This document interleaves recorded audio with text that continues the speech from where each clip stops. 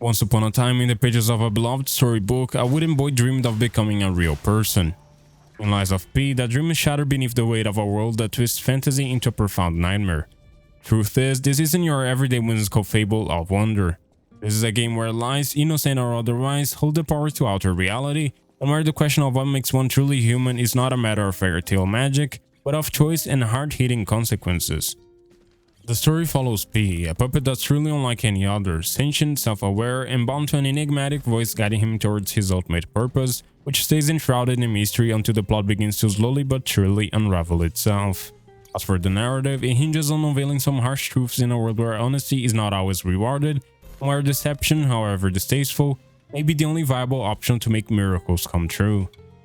Unlike its biggest inspirations, Bloodborne and Sekiro, which revel in cryptic storytelling, Lies of P takes a slightly more structured approach, blending mystery with a narrative that feels more deliberate yet not any less compelling. Though it borrows heavily from the aforementioned game's structural blueprints, mainly in terms of its punishing combat, I can personally attest that it treads in just enough originality to stand apart through multiple innovative mechanics that we'll explore in detail later on. Set in the magnificent city of Krat, once a beacon of technological marvels, we'll visit the region that was transformed into a land of unleashed horrors after its mechanical servants inexplicably turned on their human creators in a blood-drenched revolt that left an aftermath of utter chaos and destruction. Against this eerie backdrop, the search for Geppetto, our protagonist's inventor, becomes the driving goal in our quest to find answers. But finding him amid such wild chaos is no simple task. Whether we find the old man in time is a matter of how efficiently we can deal with the numerous threats lurking around in the city well after closing hours. You know what caused the puppet frenzy, don't you? You're their maker, practically their father. You and the alchemist scheming together. What's your problem? I'm here for the old man, get lost. Wait, I know you. Or more like, I know what you are. You're the devil's puppet. You can't sneak past me. Die! What's undeniable is that Lies of P thrives on a fascinating type of tension I loved every second of, even though I have some fair share of criticism to dispense.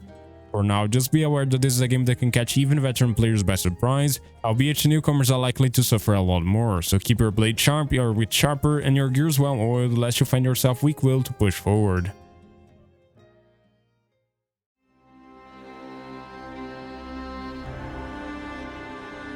After waking up in a random train wagon without any idea of where we are or what's going on, we step forward unaware of what awaits us on the outside. In the opening moments of Lies of P, the game presents itself as something that's both familiar and wildly distinct, proudly wearing its inspirations while carving out its own unique identity. From its core themes to the intense combat that demands every inch of your attention, the outside influence is unmistakable, yet it's the execution that sets it apart from a mere soulless clone. The initial sense of awe is undeniable, but as the hours pass and the deeper layers of the world come into focus, a different kind of appreciation sets in. This isn't just another action game that's hard for the sake of being hard, with an ambiguous storyline shoehorned on top of it. Instead, it's a meticulously constructed play with a narrative that doesn't hold any cards against the player, as it foreshadows later plot developments, hiding clues in plain sight. As we push forward, it's not just P who evolves. Our understanding of the world and its secrets, as well as its tragedies, deepens with each new discovery, growing alongside the character we control. Meanwhile, Krat, with its hauntingly elegant architecture, now reduced to blood-stained rubble, makes every step feel like a walk through a semi-well-preserved time capsule. What truly elevates the ambience, however, is the way it exudes an overwhelming sense of hostility. There's no warmth here, no flicker of hope hiding in the streets. All that's left is an eerie, almost unnatural stillness, and the oppressive atmosphere makes us feel unwelcome, like an outsider trespassing where we don't belong. On that note, we quickly realize that finding Geppetto is only the tip of the iceberg, and what lies ahead will be a test of resilience, as well as our commitment to uncovering the truth, whatever it may be.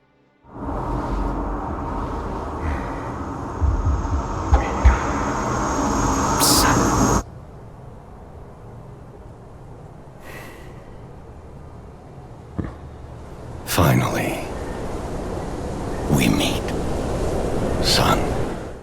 After settling somewhere safe, it soon becomes clear that there's something grander going on beneath all the initial commotion. Something far worse than a rebellion by a group of machines, which simply doesn't happen by occasion. As we piece together fragments of this puzzle, we're reminded that trust in a world full of liars shouldn't be easily given to anyone whose false whispers seek to manipulate or deceive. That's right. I liked you from the start, you know? Just had a feeling. If you felt otherwise, that wasn't me. Those we meet throughout our journey may hold answers, but whether the words are well intended or not is rarely obvious at first. What begins as a simple search for answers gradually morphs into something much more terrific, with each revelation leading to deeper uncertainty and leaving us to question who or what can be trusted as being on our side. In that sense, you find that there's plenty to uncover in the streets of Krat, with its many hidden corners and alleyways offering treasures as well as dark secrets, deepening the intrigue of exploration. That thrill of discovery gives way to an ever clearer picture as the game drip feeds its lore through notes scattered around the environment, most of which I didn't bother reading, but it's nice that they are there. Likewise, with many side quests along the way, their objectives often intertwined with the broader conflict help flesh out our mission in a tangible manner. And by the way, these aren't just time-wasting padding, but serve as actually worthwhile goals, as each interaction reveals hidden perspectives and provides useful insights, contributing to a sense of connection that elevates the experience. In terms of what can make or break the game, combat is Lies of P's crown jewel, and as such, it's precisely where it shines the most. To be completely honest, I was somewhat skeptical at first, wondering if the system would hold up under scrutiny, but after diving in, I was pleasantly surprised by how well it managed to do exactly that. As we'll discuss in a minute, every battle demands patience, as even the seemingly insignificant foes can punish recklessness, and many of the larger foes require a lot more than just quick reflexes to beat. As my first Souls-like in a long time, Lies of P is a relatively lengthy game that doesn't disappoint at all. Quite the contrary, actually, the controls are tight, the action is sufficiently varied, and the world is filled with intrigue that keeps pulling you forward.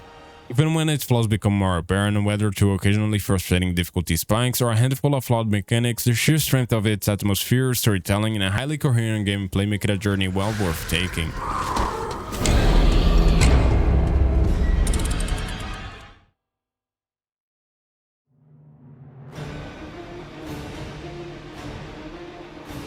When the topic is difficulty, we often wonder how hard can a game realistically get? And if I'm being truthful, the answer depends on the level of sanity of its developers. As pointed out before, it just happens Lies of P isn't an ordinary Souls-like.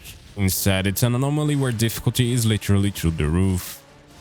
And believe me when I say this, when you think it cannot get any worse after barely scraping by through a rough fight, it somehow gets worse again and again like some kind of elaborate mockery. This is a really vicious game that doesn't hold back from beginning to end, where you constantly have to watch your back for whatever might throw at you next.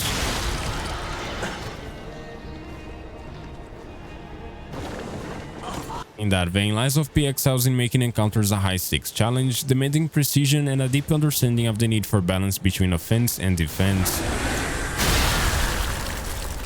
There's a noticeable amount of effort that went into making the game as punishing as it can be, ensuring that no victory can ever be taken for granted.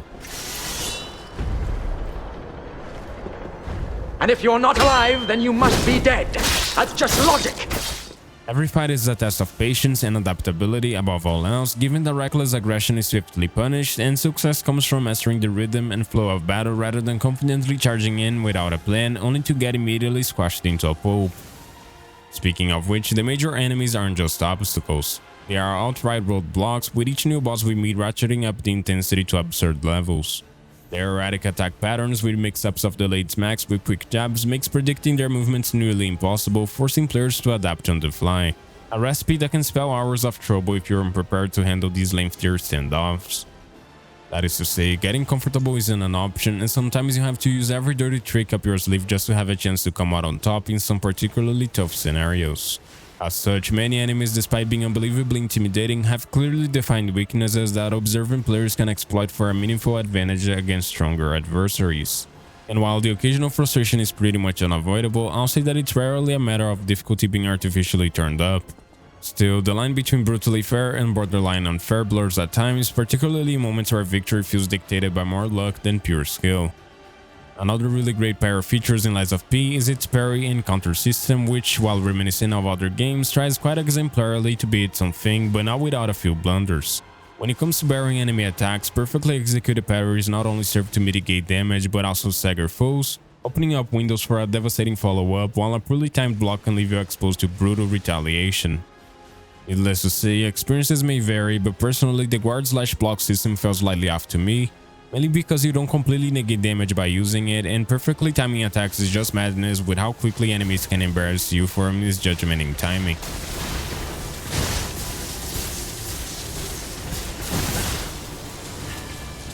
Those are the main reasons why I found myself avoiding it entirely in favor of sticking to just dodging attacks like I'm already used to. Meanwhile, on the side, progression is tightly woven into the combat system's fabric. In short, players can shape P's abilities through a linear skill tree that branches into a couple of paths after the investment of points on nodes, allowing for meaningful customization based on how you wish to approach fights. The system here feels sufficiently robust, but as the game goes on, it gets clear that some perks offer a lot more utility than others, outshining some options and, in turn, making some choices more apparent than others for long-term success. That being said, despite the sense of progression occasionally feeling uneven, I still got pretty engaged with collecting skills like trophies, even though their benefits weren't always that gigantic to make up for the trouble of gathering points. Together, these systems form the backbone of Lies of P's gameplay loop, brutal, rewarding, and deeply satisfying once properly mastered. The difficulty ensures that victory is never handed to you, but rather something you have to earn through skill and adaptation. While some mechanics strip a bit in their execution, the combat remains the game's greatest strength, with a near-perfect blend of strategy and intensity that I enjoyed a lot.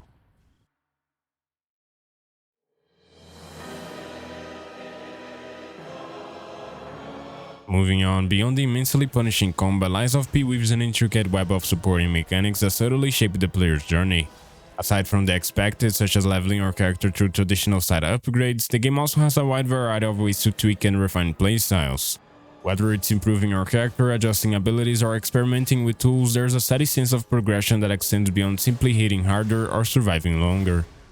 One of the game's standout features is weapon customization, where rather than simply finding new weapons with ever higher numbers, Lies of P allows you to experiment with combinations of different hilts and blades to create kick-ass hybrid weapons. When to use a blade that delivers quick strikes but still has the reach of a heavier weapon? Well, it just so happens that you can totally craft that. This flexibility adds layers to the gameplay, giving players a sense of ownership over their playstyle. Of course, these items can be upgraded up until a cap, but since the resources are somewhat scarce, it's ideal that players commit to a weapon they feel comfortable with before investing too heavily. For me, I'm only a little bit saddened that this doesn't apply to boss weapons, but I guess you cannot have everything, otherwise it would be too much fun, which we cannot be having. Then there's the Legion Arm, a fascinating addition that introduces a unique layer of utility to P's arsenal. These mechanical appendages, which can be equipped with various abilities like a flamethrower or a grappling hook, offer much needed variety in combat. They create new ways to engage with enemies, whether by abusing their weaknesses or providing valuable opportunities to deal even more damage. When in a rough spot, dispatching enemies efficiently is key, and having access to these tools can often mean the difference to overcoming moments in which the odds are stacked against us. But I have to mention, having this Legion Arm thingy comes at the awful trade-off of being unable to hold a weapon in our left hand. This odd limitation aside, this is one of those features that sound fantastic on paper but doesn't always integrate seamlessly in the heat of battle due to its fluctuating utility and niche applications, making it not only unreliable but sometimes straight up forgettable, at least in the early game. Now, in terms of gear, we can replace body parts to alter P's defensive stats, which is a neat variation on the typical wear whatever you can find type of deal. Those stylish, wearable clothing like different coats, masks, and accessories exist purely for cosmetic purposes. Therefore, equipping the right bits and pieces is what takes on a more functional role in determining our resistances. If you ask me, I found this system to be quite great, especially since looking good no longer comes at the cost of survivability, but I'm sure some RPG enjoyers out there might disagree. There are also amulets, which provide passive stat boosts and unique effects that can turn the tide of battle by just equipping them. For instance, some increase stamina regeneration, reduce damage taken, while others simply enhance the damage dealt to enemies under given circumstances. That is to say, their effects can more or less dictate the outcome of tough encounters, making them an essential part of a well-optimized build. However, with limited slots available, choosing the right amulets to carry comes down to what's most useful in certain scenarios, so there's not much of a point in stressing over it unless you're having a specific kind of trouble. Wrapping up, there's seriously a lot more going on under the hood than what's immediately obvious. I speak for myself, but I liked how everything was so interconnected, forming a cohesive system where fine-tuning builds for maximum efficiency was a real delight. There's so much potential with mixing and matching parts that when I learned I could do that, I sort of went crazy until I was finally happy. A spark in the Souls-like scene that demonstrates what can be achieved by just giving players the freedom to be creative and play the game on their own terms.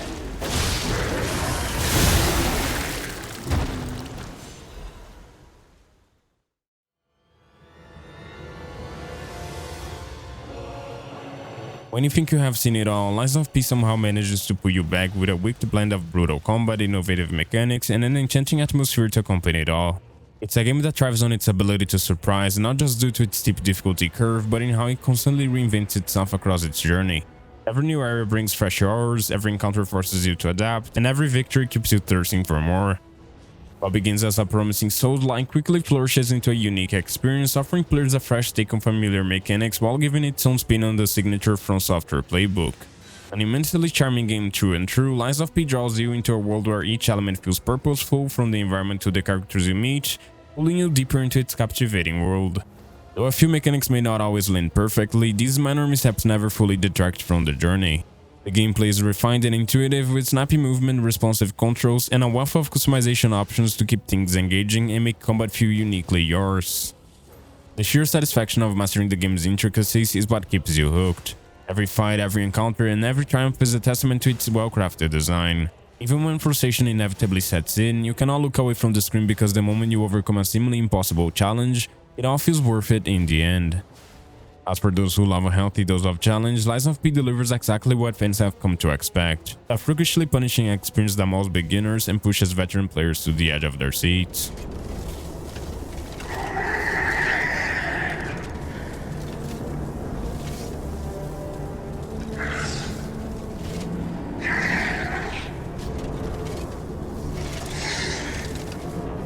What may seem absurd to others, to me was a respectable approach to difficulty that forces players to grow with the game rather than button mash their way to victory.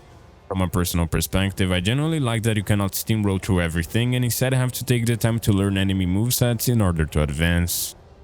On another note, something that could be seen as an issue is that the game distances itself very little from its inspirations in the way many elements look and behave identically to the subgenre's hallmarks, which can definitely come across as a lack of originality. Still, as I said before, that's not enough to dismiss the game as a straight-up copy-paste clone because, at the very least, it adds its own flavor into the equation, even if it does lean somewhat heavily on well-established tropes. All things considered, Lies of P is well worth a shot for everyone, but newcomers are advised to approach it with a degree of caution. Either way, if you're coming in blindly expecting a more forgiving role-playing experience, do be warned that this is far from an accessible entry point into the genre. If that is the case for you, I suggest steering clear of this one for now, unless, of course, it is right up your alley somehow. For more reviews like this one, consider subscribing, or if you prefer, you can find my content in written format by accessing the link in the description or pinned comment down below. Either way, I hope to catch you in the next one. Until then, take care, folks.